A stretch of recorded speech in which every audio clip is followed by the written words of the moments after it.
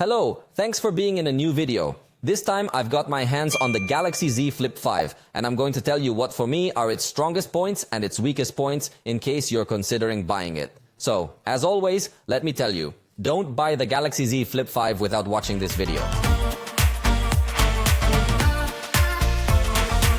Let's consider its launch price, which in Mexico was 24,999 pesos. On the screen, you see the reference price in other currencies to give you an idea. But remember that the prices here are not the same as those there.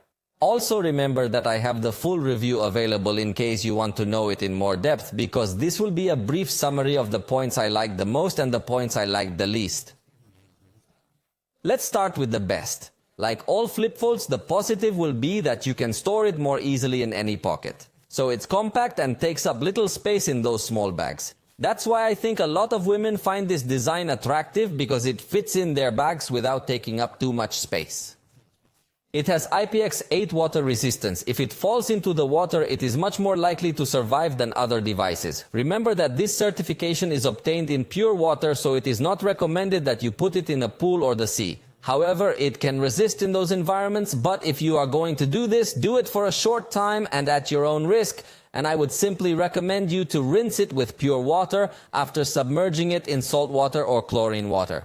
It has burst on the front camera. It's a feature that virtually no other device offers, which is why I'm highlighting it, although I'm also aware that it's not a considerably useful feature. But if you want to take a lot of funny pictures with your friends and then select the funniest face, you could easily start a burst and start making multiple face gestures, and I think it will be a good experience.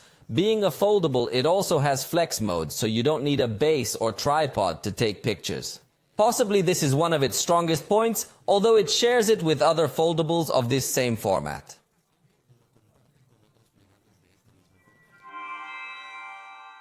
Although the front camera is not very good, you can take selfies using the large external screen and the rear camera, so selfies come out with high quality. It is also capable of taking panoramic pictures using the ultra-wide camera. So the result is very positive, and it's a feature that very few devices allow.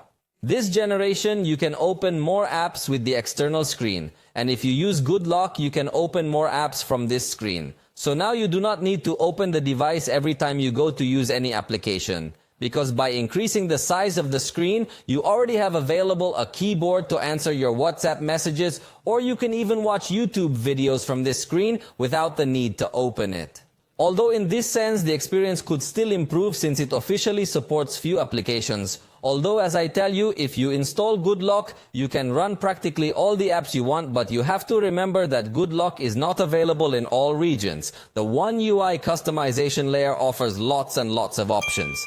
I would run out of time if I start mentioning everything it can do, because for that is the full review available, but it offers multiple windows, a sidebar where you can add many shortcuts, a Bluetooth sound option so that in case you are connected to a speaker, you can send sound to that speaker, and other applications keep their sound inside the phone, among many others. The software experience is really one of the best you will find, and I think it is unrivaled in that sense. Despite not having such a large battery, the battery life was very good. At least that in the tests that I usually do, where it even lasted about an hour longer than devices with 5 mAh batteries on average. So I really believe that Samsung has a good management of background applications to try to consume as little battery as possible, and has succeeded.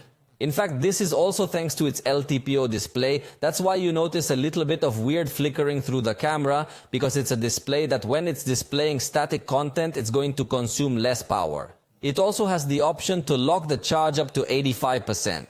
This can be useful for careless people, or even if you want the battery to last for many years, you can activate that lock and the battery won't degrade as quickly.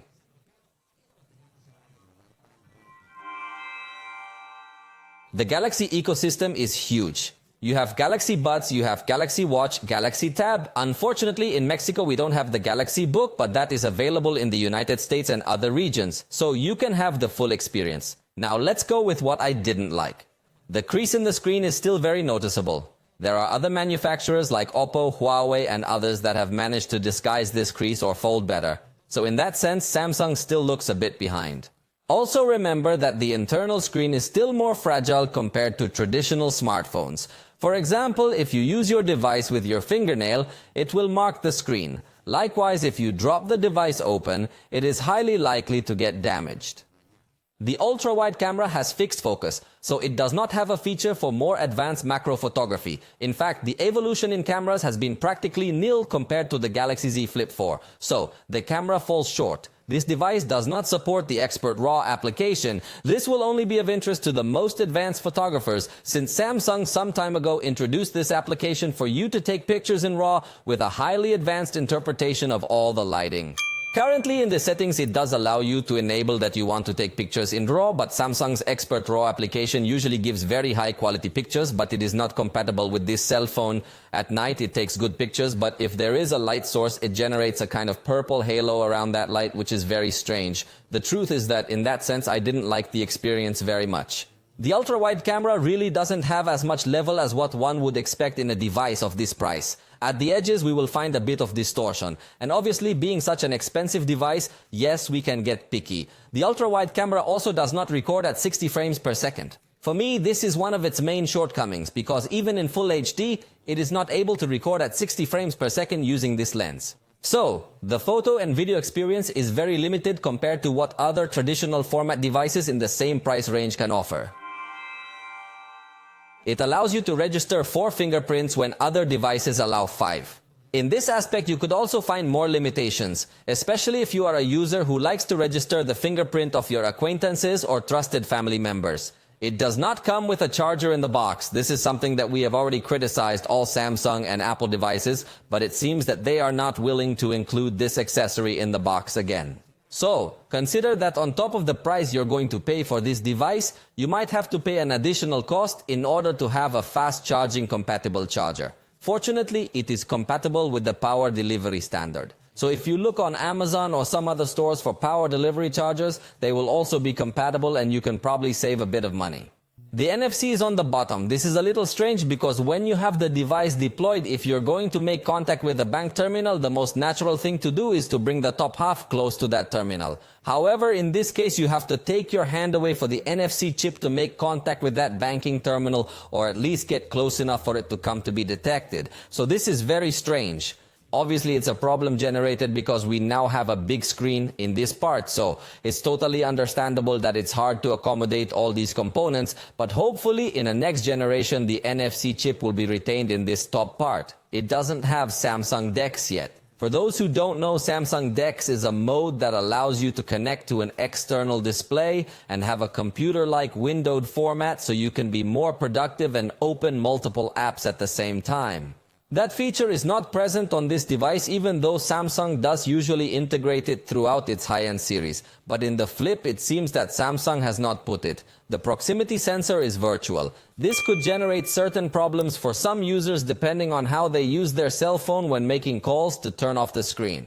In general, many manufacturers save costs by placing this type of virtual sensors. But being such an expensive device, we definitely don't want them to save costs on absolutely nothing.